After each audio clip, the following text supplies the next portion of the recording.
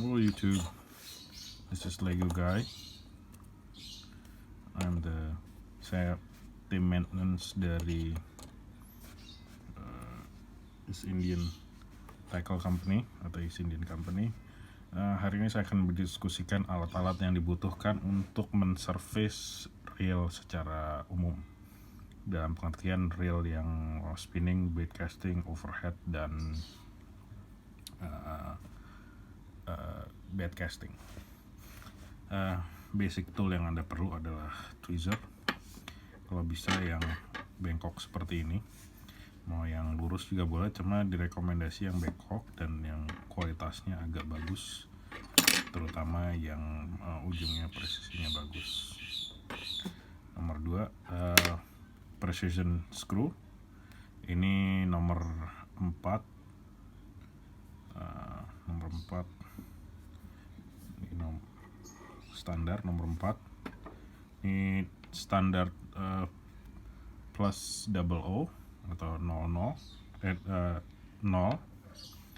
nggak mesti sepanjang ini, bisa ini kalau bisa 50 mili. Ini double O 50 mili. Ini yang flat 3,5 mili.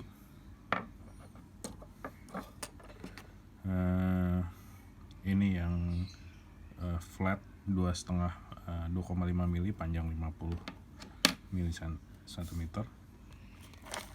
Anda membutuhkan combination tool kayak gini. Ini yang ratchet atau nggak ratchet nggak apa-apa, cuma yang penting adalah kepala 10 mili untuk BC, bait casting.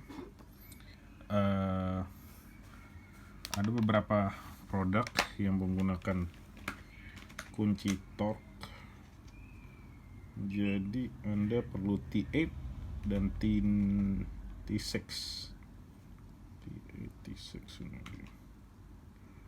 Ya, Anda perlu bit T8, itu bentuknya seperti ini, T8 dan T6.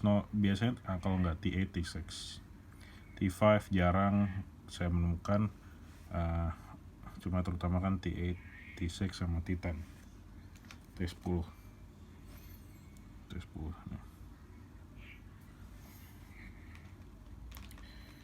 Ada beberapa tool dijual di pasaran yang banyak kita temukan. Pada umumnya kalau kita pergi ke toko perkakas itu dijualnya banyak kan seperti ini. Saya nggak menjual brand, tapi ini itu. Kalau merek ini termasuk yang presisinya tinggi dan kalibrasi toleransinya cukup baik untuk sehari-hari, karena ini termasuk untuk elektronik. Jadi yang presisinya tinggi dan tidak merusak kepala skrup apabila kita mengketatkannya terlalu kencang.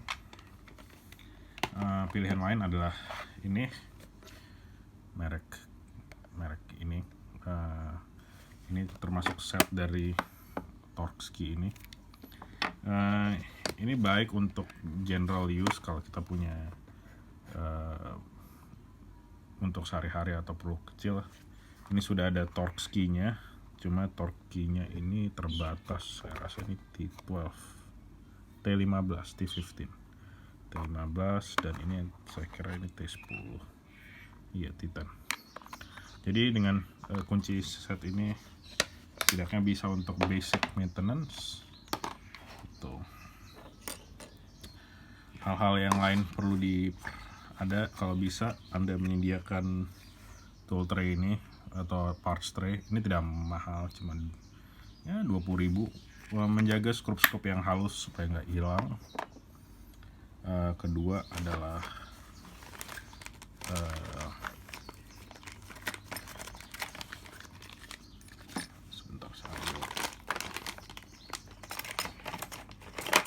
apabila kalian tidak mempunyai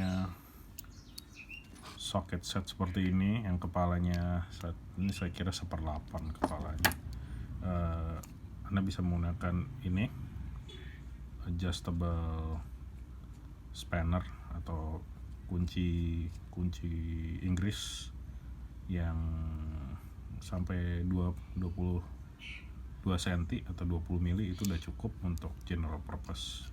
Tapi kejelekannya ini condong merusak kepala baut apabila kita tidak mengetatkan sambil menekan. Jadi ada yang orang cuma diatur sedikit terus diketatkan. Cara menggunakan ini kita tekan terus kita putar. Jadi supaya posisi mulutnya ini tidak berubah. Itu satu. Kalau Anda menggunakan socket set ini sudah cukup baik, tapi harus menggunakan tekanan yang sangat enteng. Satu tool lagi yang biasa saya gunakan itu bearing checker. Ini nggak komplit, cuma kurang yang 7 mili, kalau bisa dari 2 mili sampai 7 mili, cuma naiknya pelan-pelan. Karena kadang-kadang kalau ini kebetulan saya mesan terus saya baru sadar tidak ada 7 mili, tapi ini nggak masalah karena kita bisa gunakan mulut dari tweezer ini untuk mengetahui kalibrasinya. Saya utamakan ini tool bukan untuk mengecek ukuran, tapi untuk mengecek kondisi bearing.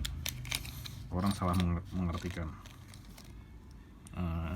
Ini kunci khusus dari beberapa produk Daiwa dan Shimano untuk membuka knop. Ini tool khusus untuk membuka knop cap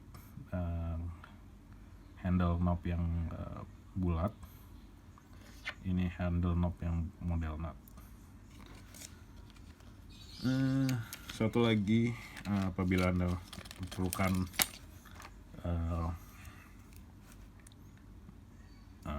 perlu untuk mengetahui ukuran bearing, vernier atau sigmat, bahasa Indonesia orang Indonesia, orang teknis bilang sigmat, tapi ini vernier caliper atau micrometer, sliding micrometer. Ada micrometer, ada dua, ada yang rotating, itu untuk mengukur ketebalan, ini untuk mengukur diameter dalam, just gunakan ini ID, ini OD, dan ketebalan ini untuk dalam. Jadi hal-hal yang perlu kita miliki kalau ingin men-surface rail. Kalau grease dan peralatan lainnya tidak terlalu saya tekankan karena itu personal preference sendiri dan tergantung kemampuan dompet sendiri untuk membeli grease, karena grease ada yang dari sangat murah sampai sangat mahal. Kembali lagi, yang perlu diingatkan yaitu drag grease. Ini drag grease khusus. Diutamakan kalau kita tidak bisa menemukan drag grease yang khusus, beli grease yang mengandung teflon yang sangat tinggi, atau kalau tidak ada teflon, ada PTFE. PTFE itu nama generiknya teflon, atau fluorine grease itu juga sama.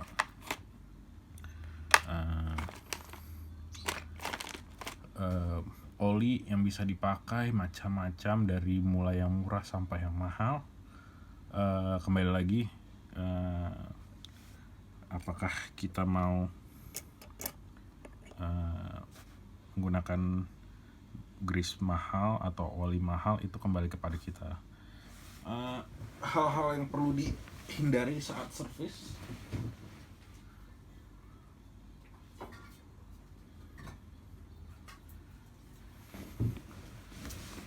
adalah menggunakan ini. WD itu bukan untuk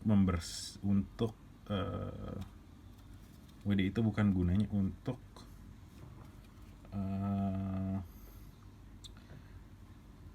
melubrikasi, tapi WD itu lebih untuk membersihkan dan menghilangkan kotoran dari gemuk, karena ini mengandungkan solvent petroleum solvent, jadi dia akan menghancurkan semua grease dan minyak yang ada.